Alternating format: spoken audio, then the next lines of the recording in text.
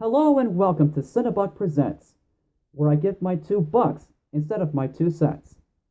Say, have you ever wanted to see two of the most iconic DC comic book superheroes have a battle with each other on the big screen? Well, now you can. Just don't get your hopes up about it. How do I mean by this? Well, let's talk about the story itself first. It takes place 18 months after the events that had transpired in the last film, Man of Steel, in which Superman, played by Henry Cavill, had his major battle with Zod in Metropolis, which ended up costing many lives as well as a lot of damage to the city. Now, it's because of these devastating effects that Batman, played by Ben Affleck, is convinced that Superman is a threat to humanity and decides to go on a personal vendetta to end Superman's reign on Earth. All while Lex Luthor, played by Jesse Eisenberg, plans a personal crusade on the Man of Steel himself. So how does the film hold up as a whole? Well, to be perfectly honest, and I'm sure there are a lot of comic book fans as well as non-comic book fans out there who really like this movie and would disagree with me, but I just don't think it holds up very well at all. I wanted to like it, but I just couldn't. For the most part, it's an overly long, underwhelming, and unfocused mess of ideas that tries to be all epic while taking on a new spin on the classic characters.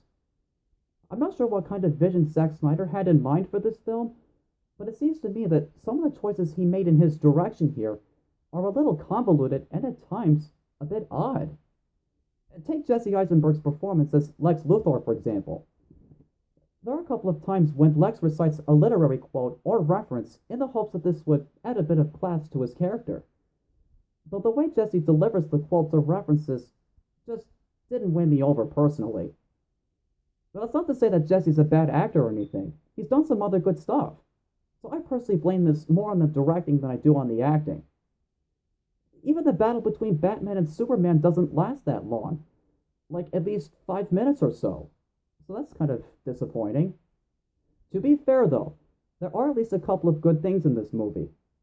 Besides the visual effects and a few good performances here and there, I did like what they were attempting to go with in the backstory given for Wonder Woman. But even then, she's not given that much focus on her development as a character. I shouldn't be too upset about this movie though, as this is just only a new interpretation of the characters that many of us have come to know and admire for ages. There have been variations in the past, both good and bad, and there are always going to be variations in the future. When it comes to film adaptations of comic books, audiences are always going to have different opinions and interpretations on them.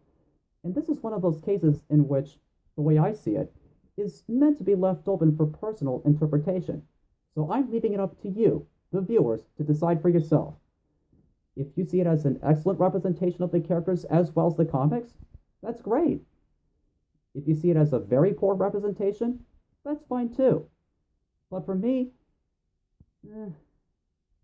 I just didn't care that much for it. So take what you will from that and decide on your own. On a scale of 1 to 10, I give it a 6. This is Renton Whitehill having given his $2 and signing off. I'll see you next time. Take care.